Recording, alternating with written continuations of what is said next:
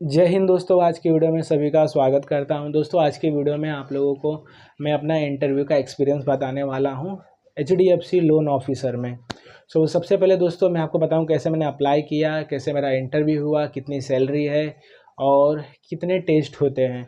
तो सबसे पहले दोस्तों मैंने क्या किया कि अपना एप्लीकेशन और naukri.com पर रजिस्टर्ड कर लिया अपना रिज्यूम और सारा कुछ अपलोड भी किया डेटा कि कितना क्वालिफ़िकेशन है, कहीं मैंने काम किया था कि नहीं किया था, और फिर सारा बाकी का इंट्रोडक्शन मैंने अपलोड किया। उसके बाद अपलोड करने के बाद दोस्तों 3 से 4 दिन के बाद बहुत सारे कॉल आने लगे। कॉल आने के बाद दोस्तों मैंने उनको पूछा कि ये जॉब किस प्रकार का है, फील्ड एग्जीक्यूटिव वाला है या फिर ओनली कॉलिंग वाला है। तो उन्होंने मुझे बताया कि इसमें 2 वैकेंसी होती है, एक फील्ड की और एक टेलीकॉलर की। यानी कि दोस्तों अगर आप ऑफिस में बैठ के काम करना चाहते हैं तो ऑफिस वाला वर्क भी है, और आपको फील्ड में काम करना है तो फील्ड वर्क भी है इसमें। तो सबसे पहले कि दोस्तों उन्होंने मुझे बताया तो मैं बोला ठीक है, मुझे ऑफिस का जॉब चाहिए, फील्ड वाला जॉब नहीं चाहिए। तो उसके बाद दोस्तों जैसे ही उन्होंने बोला ठीक है, मैं आपका इंटरव्यू डेट कंफर्म कर देता हूँ, आप वहाँ पे चले जाइए। उसके बाद दोस्तों 2 से 4 दिन के बाद मेरा इंटरव्यू का टाइमिंग आ गया। जब मैं ऑफिस में गया, ऑफिस में जाने के बाद दोस्तों मैं वहाँ पे 5-10 मिनट बैठा। उसके बाद एक सर आए थे, उन्होंने एंट्री करने के लिए दिया। एंट्री वहाँ मैं नाम नंबर किया, कौन से पोजीशन के लिए आया था वो उन्होंने पूछा। उसके बाद मेरा रिज्यूम लेके HR को दे दिया। फिर HR ने मेरा इंटरव्यू लिया। उन्होंने देखा कि आप कहाँ पे रहते हो, पहले इससे पहले कौन से प्रोफाइल में काम किया था आपने। तो उन्होंने सारा कुछ डिटेल लिया मेरा। इंटरव्यू में दोस्तों नॉर्मल क्वेश्चन पूछते हैं, नाम, कहाँ पे रहते हो, टू व्हीलर है या आप कौन सी जॉब करना चाहते हो इसमें, मतलब टेलीकॉलर की या फिर फील्ड एग्जीक्यूटिव की। आप लोगों को पता है कि ऑलरेडी मैंने फील्ड एग्जीक्यूटिव का काम किया है। उन्होंने मेरा प्रोफाइल देखा। प्रोफाइल देने के बाद उन्होंने बोला कि ठीक है, आप अगर फील्ड में इंटरेस्टेड है तो आप फील्ड एग्जीक्यूटिव में चले जा सकते हो। मैंने बोला कि ठीक है, ओके।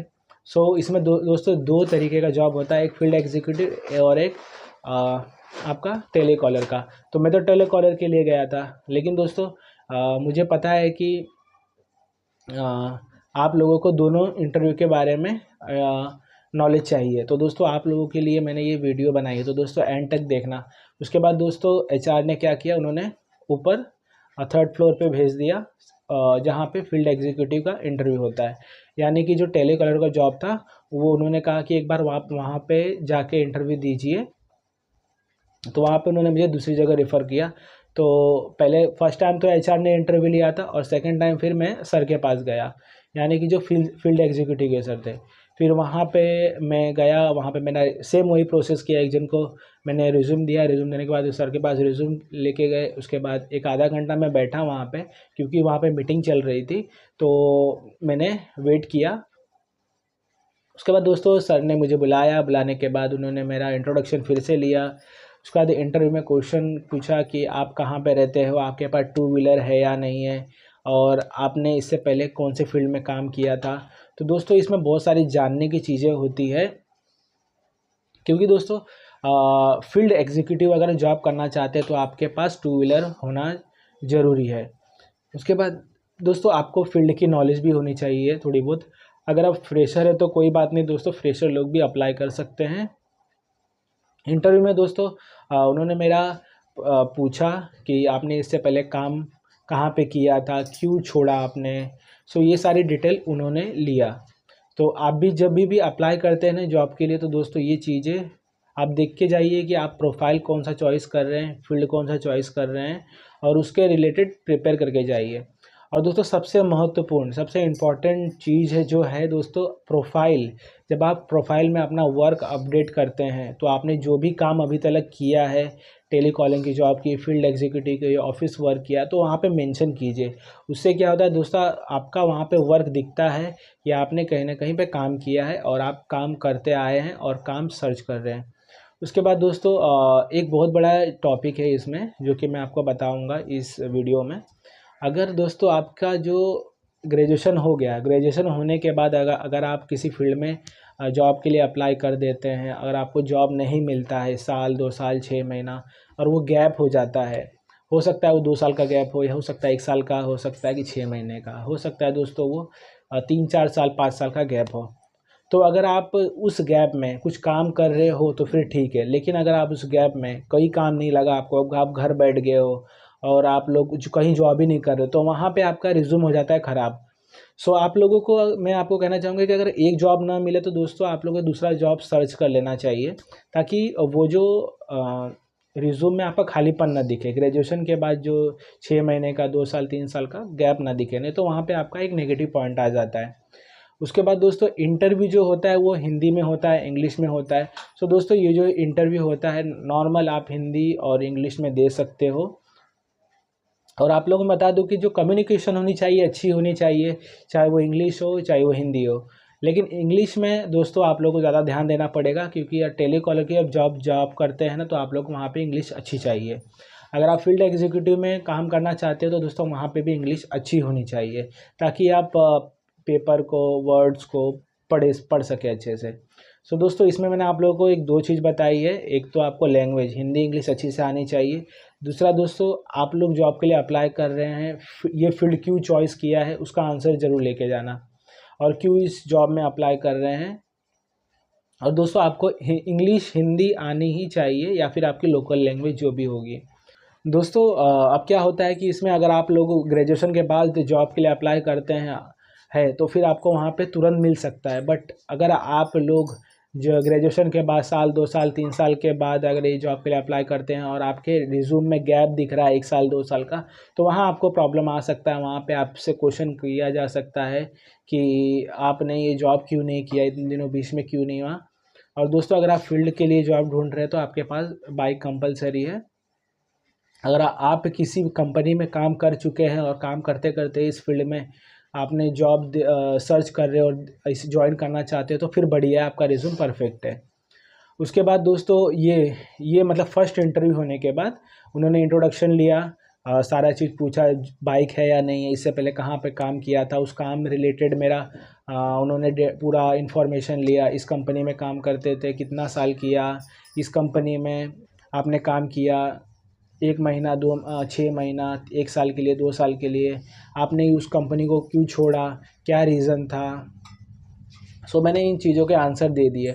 उसके बाद दोस्तों एक डीपली क्वेश्चन आता है हर के, दोस्तों आप कहीं पे भी काम किए रहेंगे ना, तो आपका वहाँ प्लस पॉइंट आता है। जब भी आप कहीं फील्ड में काम किए रहेंगे ना, तो आपको वहाँ पे उस फील्ड के बारे में बताना है कि मैं इस फील्ड में किस तरह काम करता था, क्या वर्क था, ताकि सामने वाला जो इंटरव्यू ले रहा है उससे इंटरेस्ट रहे आपके में कि आप काम करके उसको दिखा सकते हो, कि आपका कॉन्फिडेंस लेवल अच्छा होना चाहिए।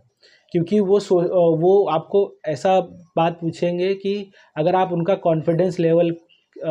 कॉन्फिडेंस में आंसर देंगे ना, तो उनको लगेगा हाँ ये जो है ये परफेक्ट है और इसको मैं रख सकता हूँ जॉब के लिए। उसके बाद दोस्तों इंटरव्यू लेने के बाद उन्होंने मुझे पहले तो थोड़ा सा बताया कि नहीं आपका ये नहीं हो पाएगा जॉब। उसके बाद मैंने जब अपने जिस कंपनी में काम करता था मैं उसके बारे में पूरा डिटेल बताया, मैं क्या काम करता था, कैसे करता था। उसके बाद वो थोड़ा इम्प्रेस हुए। इम्प्रेस होने के बाद उन्होंने बोला ओके आप मुझे तो ठीक लग रहा है, आपकी ज्वाइनिंग हो जाएगी। बट उसके बाद उन्होंने बोला कि आपको एक टेस्ट देना पड़ेगा।